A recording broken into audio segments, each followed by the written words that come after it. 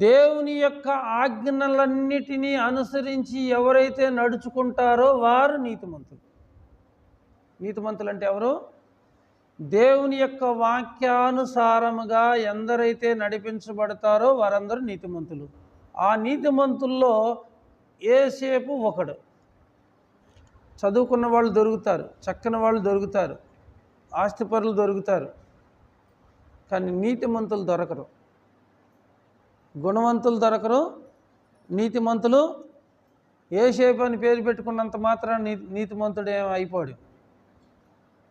మరియమ్మ అని పేరు పెట్టుకున్నంత మాత్రాన మరికొన్నంత పరిశుద్ధత మనకు ఉండకపోవచ్చు. పేర్లకు తగిన జీవితాలు మనుషులకు ఉండదు. ఇక్కడ యోసేపు నీతిమంతుడై ఉండి ఆమెను అవమానపరచటం ఇష్టం లేక రహస్యంగా వదిలిపెట్టాలి. చూసారా, నీతిమంతుడు ఎదుటి వాళ్ళని బాధ పెట్టాలని అనుకోడు. అవసరమైతే తనైనా బాధపడతాడేమో కానీ ఇతరులను బాధ పెట్టాలి అనే ఆలోచన నీతిమంతుడికి ఉండదు. మీ భర్తలు ఎలా ఉన్నారో ఆలోచించుకోండి, పోనీ మీరు ఎలా ఉన్నారో ఆలోచించుకోండి. నీతిమంతుడు కావాలి. ఈరోజు మనం ఏం చేస్తాము, బాగా డబ్బు ఉన్నవాళ్ళు, చదువుకున్న వాళ్ళు, ఉద్యోగస్తులు, ఇలాంటి వాళ్ళ వైపే మన మనసు మల్లుతుంది. కానీ నీతిమంతులు అయినా సరే, వాళ్ళు ఎంత మంచి వాళ్ళైనా సరే, మన పిల్లలను వాళ్ళకి ఇవ్వడానికి ఏమాత్రం ఇష్టపడం. ఎందుకంటే ఎలా పోషిస్తాడు? నిజంగా కోట్ల రూపాయలు కట్నాలు ఇచ్చి, వెండి బంగారాలు ఇచ్చి, పొలాలు స్థలాలు ఇచ్చి అన్ని దారబోసిన మంచి కుటుంబాలు నేటి దినాల్లో రావట్లా. అర్థమవుతుందమ్మా? నిజంగా యోసేపు లాంటి నీతిమంతుడైన భర్త దొరకటం అదృష్టం. తన భార్యను అవమానపరచడం ఇష్టం లేదంట. ఇది ఎలా జరిగిందో ఆయనకి తెలీదు.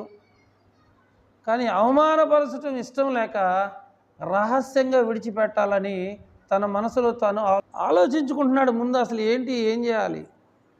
ఈ అమ్మాయి ఏమో ప్రెగ్నెంట్ అయ్యింది, గర్భవతి అయ్యింది. ఈ అమ్మాయికి న్యాయం చేయాలి. ఆమెను ఏదో ఒక విధంగా ఆమెను సేవ్ చేసి ఆమె రహస్యంగా విడిచిపెట్టాలి. ఈ విషయం పలువురికి చెప్పడం కరెక్ట్ కాదు అని ఆలోచించుకుంటూ ఉండగా ఆలోచించి ఆయనకి నిద్ర వచ్చేసిందంట. మనం కూడా బాగా ఆలోచిస్తే నిద్ర వచ్చింది. ఎక్కువగా కష్టపడి పనిచేస్తే పెందలాడే నిద్ర వచ్చింది. మనకైతే ఎప్పుడైనా వచ్చింది, పగలైంది రాత్రి అయింది. నిద్ర పోటీ పెడితే మనమేం ఫస్ట్ ఉంటాం.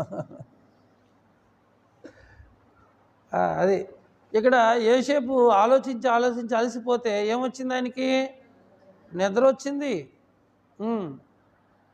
నిద్రపోతున్నప్పుడు ఆ కలలోకి దేవదూత వచ్చిందంట. హల్లెలూయా! ఆ కలలోకి దేవదూత వచ్చి దేవదూత మాట్లాడుతుంది. ఏమని? దావీదు కుమారుడు అయిన యోసేపు, నీ భార్య అయిన మరియను చేర్చుకోవటానికి నువ్వు భయపడుతున్నావు. ఎందుకో తెలుసా? ఆమె పాపం చేసింది అనుకుంటున్నాడు.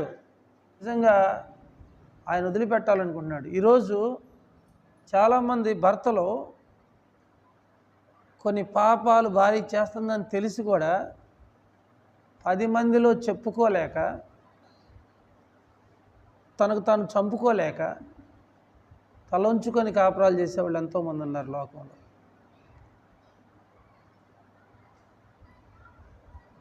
రెండు వైపులో ఉన్నారు. ఎందుకంటే 10 మందిలో కుటుంబాన్ని పాడు చేసుకోవటం ఎవరికి ఇష్టం లేక మానసికంగా క్షోభ అనుభవించి బతుకుతున్నటువంటి వాళ్ళు ఎంతోమంది ఉన్నారు లోకంలో. నాకు తెలిసి చాలామంది ఉన్నారు. వాళ్ళ బాధలు చెప్పి ప్రార్థన చేయమనే వాళ్ళు ఎంతోమంది ఉన్నారు. కానీ యోసేపు దేనికి భయపడుతున్నాడు? పాపం చేయకూడదు అని భయపడుతున్నాడు అన్నమాట. ఈరోజు మంచినీళ్ళ ప్రాయమైంది. ఒక్కొక్కళ్ళకి మంచినీళ్ళు తాగినంత తేలిగ్గా పాపాలు చేస్తున్నారు, అంత తేలిగ్గా అబద్ధాలు ఆడుతున్నారు. కానీ ఆయన భయపడ్డాడంట. దేని గురించి? ఆమె చేర్చుకోవడానికి భయపడ్డాడంట. ఆయన చేర్చుకుంటే ఎవరేమన్నా అంటారా? ఎవరు ఏమనరు, ఎందుకంటే భార్య కదా, ఎవరు ఏమనరు. కానీ భయపడ్డాడంట. యోసేపు కూడా ఇంత ఘోరమైన దుష్కార్యం చేసి నా దేవుని ఎదుట ఇంత పాపాన్ని నేను మేడ మూట కట్టుకుంటానని భయపడి పారిపోయాడండి ఆయన. పాపం చేసే వాళ్ళకి చూడండి పనికిమాలిన ధైర్యం వచ్చింది. పనికిమాలిన ధైర్యం. నిజంగా దేవుని ఆత్మ కలిగిన వాళ్ళకి అబద్ధం ఆడాలన్నా భయమే, పాపం చేయాలన్నా భయమే. యోసేపు భయపడ్డాడు. భయపడినప్పుడు యోసేపు దేవుని మనసు కలిగిన వాడు కనుక దేవుడు తన దూతను పంపించి ఆయన మనసును కుదుటపరుస్తూ ఉన్నాడు. దేవుడు ఎలా కుదుటపరుస్తున్నాడంటే, దావీదు కుమారుడు అయిన యోసేపు, నీ భార్య అయిన మరియను చేర్చుకొనుటకు భయపడకుము, ఆమె గర్భం ధరించింది పరిశుద్ధాత్మ వలన కలిగిందయ్యా. ఆమె గర్భం ధరించింది పరిశుద్ధాత్మ వలన కలిగింది. అది మనుషుల వల్ల కలిగింది కాదు, అది దేవుని పని అని కలలో మాట్లాడిన మాటను అయిన తర్వాత ఆయన మనసు కుదుటపడిద్దంట. ఆయన మనసు నెమ్మదిపరచబడిద్దంట. అప్పుడు దాకా కలవరం, గలిబిలి. మనుషులేమో మంచి వాళ్ళుగా కనపడతారు, మనస్తత్వాలేమో బహు దారుణంగా ఉంటాయి.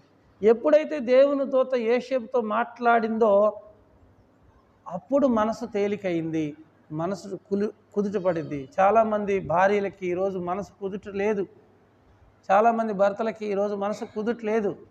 ఎందుకో తెలుసా? ఎవరైతే అపవిత్రతకి పాపానికి చోటిస్తారో వాళ్ళకి మనసు నెమ్మది ఉండదు. అపవిత్రతకి మరీ చోటివ్వలా, యోసేపు కూడా చోటివ్వలా. యోసేపు కూడా చోటు ఇవ్వలేదు కాబట్టి దేవుడు వారికి సమాధానం ఇచ్చాడు, నెమ్మదిని ఇచ్చాడు. ఇప్పుడు దేవదూత మాట్లాడుతుంది, పరిశుద్ధాత్మ వల్ల కలిగింది, ఆమె గర్భము ధరించి పరిశుద్ధాత్మ వల్ల కలిగింది, ఆమె ఒక కుమారుని కనును. మన ఒక పాస్టర్ గారు ఖచ్చితంగా ఈసారి నీ కొడుకు పుడతాడని చెప్పిందట. ఒక ఊర్లో ఖచ్చితంగా దేవుడు నాకు చూపించాడు, కొడుకే పుడతాడని చెప్పిందంట. కూతురు పుట్టింది. ఏమైంది? ఆ ఊరి వెళ్తలే. ఇంకా ఎందుకు ఇలాంటి మాటలు? ఎవరో ఒకళ్ళు దేవుడిచ్చిన గర్భఫలం, నీకు కొడుకే పుడతాడు, నీకు కూతురే పుట్టిద్ది, ఆ పార్టీయే గెలిసిద్ది, ఈ పార్టీయే గెలిసిద్ది, ఆయనే గెలుస్తాడు, అవన్నీ దేవుడు చెప్పాడా మనకి?